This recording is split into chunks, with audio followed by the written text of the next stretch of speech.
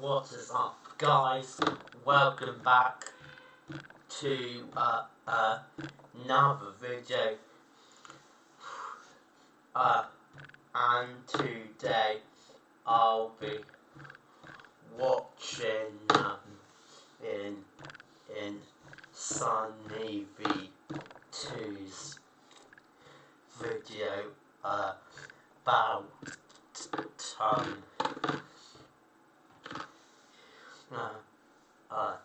YouTubers who ruined their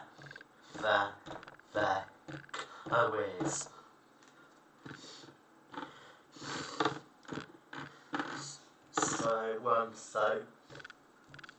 So this is item old. You see it here, yeah, 3 years ago. Oh,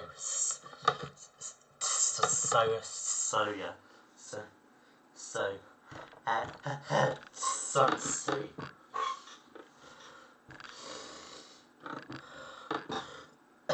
Okay.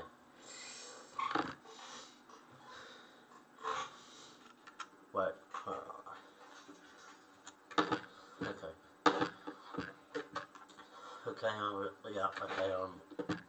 Good. These 8 YouTubers did irreversible damage to their channel with one single video, and we're going to begin by talking about JStation, whose entire career came to an end as a result of an upload titled "My Girlfriend Alexia Died, Rest in Paradise." Last night we lost Alexia. Around 11 p.m. I got a call from her parents telling me what happened. JStation stated that his girlfriend Alexia had gotten into a car crash and as a result had tragically passed away. JStation would also go and visit his girlfriend's memorial on the side of the road. This is actually the same road that she passed away on, guys. I'm getting so emotional just being on this road. Where JStation seemed so emotional that he could barely get out of the car to look. Hey man, everything's gonna be okay. Let's just go say the final goodbye for her. Everything's gonna be okay. I don't know if I can do this. However, his extremely emotional state here ran contrary to a video that he'd post 3 days later, titled "Dead Girlfriend Ouija Board Challenge at 3 AM Gone Wrong," in which he couldn't stop smiling. We're doing the Ouija board challenge on my dead girlfriend. Let's smash the like button right now, guys. 1 like equals 1 prayer for Alexia, guys. Rest in peace. JStation's complete lack of emotion in this new video led fellow Canadian YouTuber Some Ordinary Gamers to call the Canadian police and see if any Alexia Morano had recently passed away. No, I don't have anything by that name on the system. Nobody by that name specifically has suffered any form of death, right? No, I have an Alexia, but there's no death in that. As mentioned by the police officer, nobody by the name of Alexia had died, and after other channels such as Penguin Zero covered the story, Alexia came forward to confirm that she was still alive. I'm sure a lot of you are really confused as to what's going on right now between me and Jay and the videos that he posted. Alexia would go on to explain that she had nothing to do with the JStation videos. I was not a part of any of them. It was just Jay, and I didn't even know what he was gonna say in those videos before he posted them. And as a result, the two had broken up. I felt like he was just constantly being mean to me for some reason. The times that he was mean to me, it's just like he was so mean. However, JStation then clapped back by showing Alexia helping out with the videos before trying to expose Alexia as being the clapped back by showing Alexia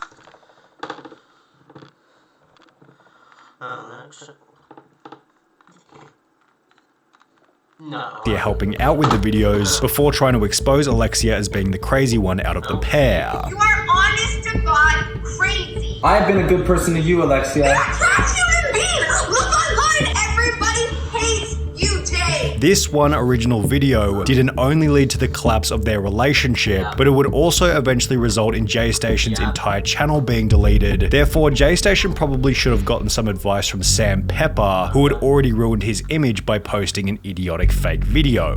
It went by the now infamous title "Killing Best Friend Prank," and it began with Sam stating this. Let's see how he reacts to his best friend of 5 years being killed in front of him. The premise of the prank was that 2 friends get taken to a rooftop somewhere where one of the friends friends who was in on the prank is shot with a fake gun to see how the other friend will react. Even though they eventually reveal that the whole thing was one giant prank, the absolute magnitude of the stunt helped it to go viral, racking up over 9 million views in a little over 3 weeks. But while the extremity of the video helped it to go viral, the prank also began to receive an unbelievable amount of backlash. It was obvious that Sam didn't care about the controversy in the beginning. Amount of backlash. To go viral, the prank also began to receive an unbelievable amount of backlash. It was obvious that Sam didn't care about the controversy in the beginning, as he'd respond to the drama by promising to delete his YouTube channel if he was donated 1.5 million on GoFundMe. Your goal's pretty steep here. If controversy in the beginning, as he'd respond to the drama by promising to delete his YouTube channel if he was donated 1.5 million on GoFundMe. Your goal's pretty steep here. $1.5 million. I just thought if everyone hates my channel so much, they gotta put that money where their mouth is, you know? Yet this only seemed to add more fuel to the fire, as he was still getting heavy backlash over 3 months later, at which point it became all too much to handle. Sam Pepper would not only delete the original prank, but he'd rather unlist every single video from his entire channel, leaving only one fresh new upload titled I'm Sorry, in which he'd come forward and explain that the video was fake. No wonder people hate me, like I've been an idiot, like I've been stupid. You know exactly what I'm gonna say now, of course it was fake. However, the damage had already been done, and while Sam Pepper has since had some success on TikTok, his channel never really recovered after posting the best friend prank. Brooke Hout's channel never recovered either, as after she'd accidentally uploaded a video of her mistreating her dog, her reputation was destroyed permanently. In the lead up to posting the video, Brooke Houtz had gained 327,000 subscribers, which, as you can see from the videos on her channel, had been aided by her pet Doberman named Sphinx. Brooke always put up the facade that she loved her dog more than anything else. Obviously, me and my dog are really close. We're besties. We hang out 24/7, more like 25/8, am I right? However, less than a month after stating this, on the What is that? She loved her dog more than anything else. Obviously, me and my dog are really close. We're besties. We hang out 24/7, more like 25/8, am I right? However, less than a month after stating this, on the 6th of August 2019, Brooke would accidentally upload a full uncut clip. On the 6th of August 2019, Brooke would accidentally upload a full uncut clip of her pranking the dog while treating it like absolute garbage. As the video began to spread throughout social media, almost every single news outlet wrote an article on the story, prompting a Change.org petition titled Ban Brooke Houtz from YouTube, which received over 67,000 signatures. Peter would also take to Twitter in a post hoping that she was banned from the platform, yet incredibly her channel remained active, helping her to post a bizarre apology video about a month after the original incident. First, I want to start this video by saying thank you. I just want to genuinely say thank you. Although this video did nothing to fix her image, as after taking a 7-month break from the platform, she'd return with an upload titled Where I've Been, which received an impressively terrible 98% dislike ratio, solidifying just how much damage this one video had done. 8% dislike ratio, solidifying just how much damage this one video had done. However, at least Brooke was never arrested for the controversy, as when Count Dankula posted a 2-minute 23-second clip of his dog, he'd end up appearing in court. The video was uploaded in April 2016, and the premise was as follows. Girlfriend is always ranting and raving about how cute and adorable her wee dog is, so I thought I would turn him into the least cute thing that I could think of. In order to achieve this, Count Dankula taught his dog to perform a very controversial salute, with the video racking up 2 million views in the weeks after it was uploaded. Initially, the video was seen as a bit of comedic fun. However, on the 18th of February 2017, approximately 10 months later, Count Dankula would post a picture to Twitter confirming that he'd been arrested and would have to appear in court for posting the video. 5 months later, Count Dankula would take to Twitter once again, stating, "Trial starts tomorrow, no jury, only a judge. But it will be an open trial, as in members of the public can attend, and as a result, many fans showed their support at the trial." However, this didn't seem to have any impact on the decision made by the judge, who ruled Count Dankula guilty and ordered him to pay a $1,000 fine.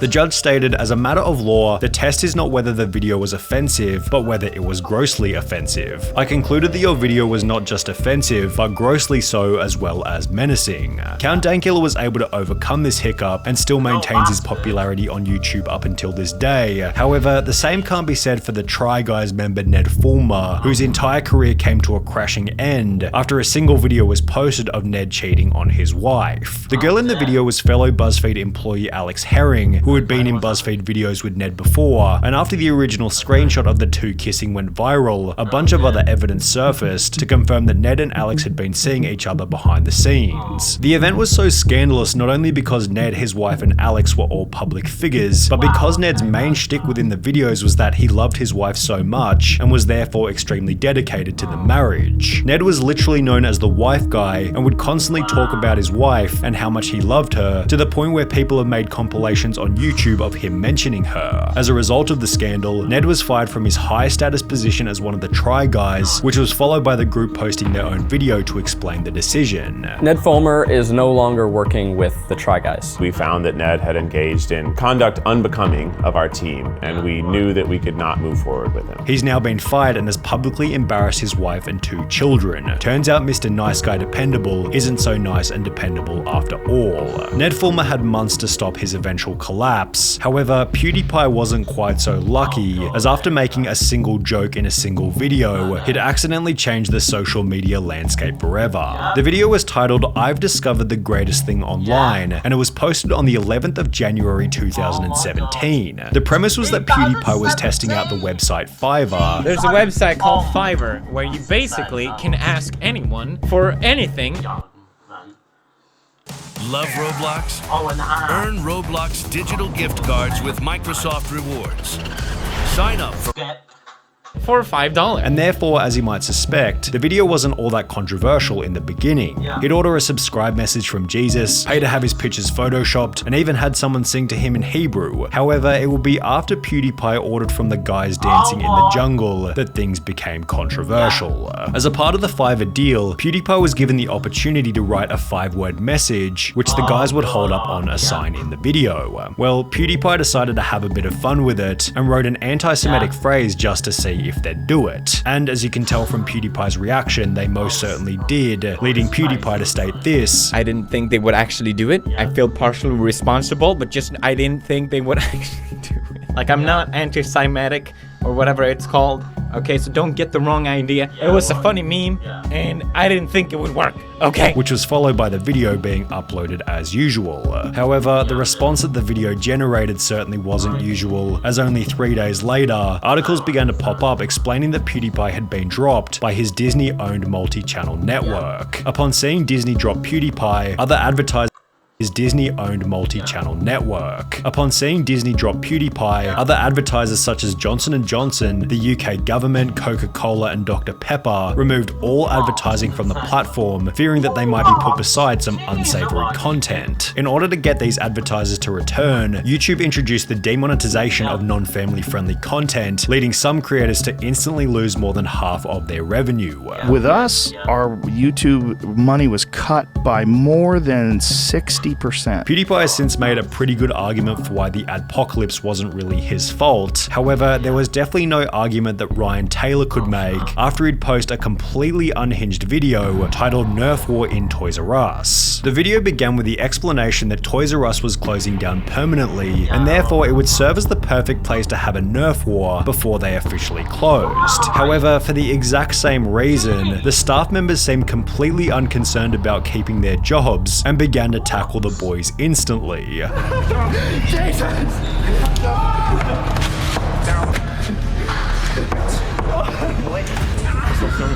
After this exchange occurred, the conflict escalated further. You have no authority, bro, so I'll slam you back. Don't try and touch me, bro, and even you.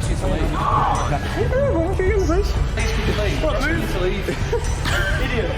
Bro, that's not gonna end good, I'm telling you right now. Whoa!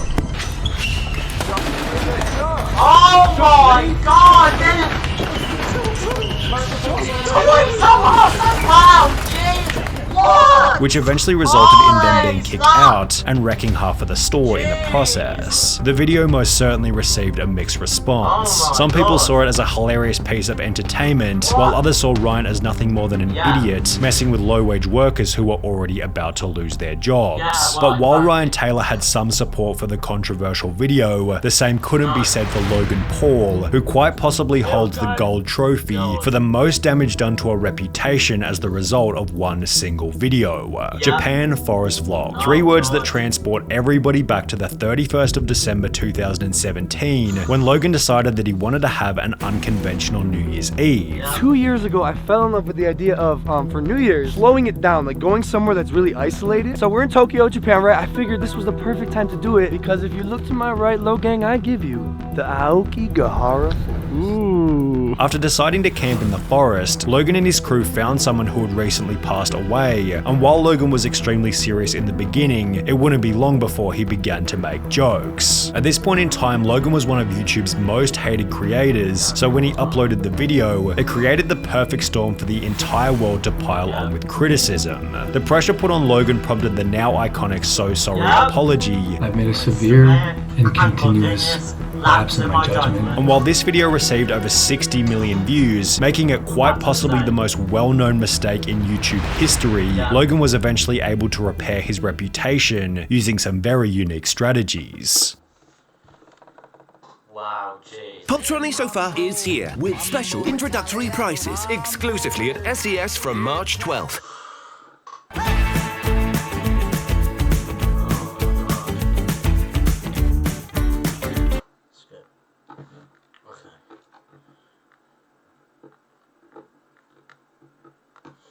Jeez, wow, that was good, man. Hi everyone.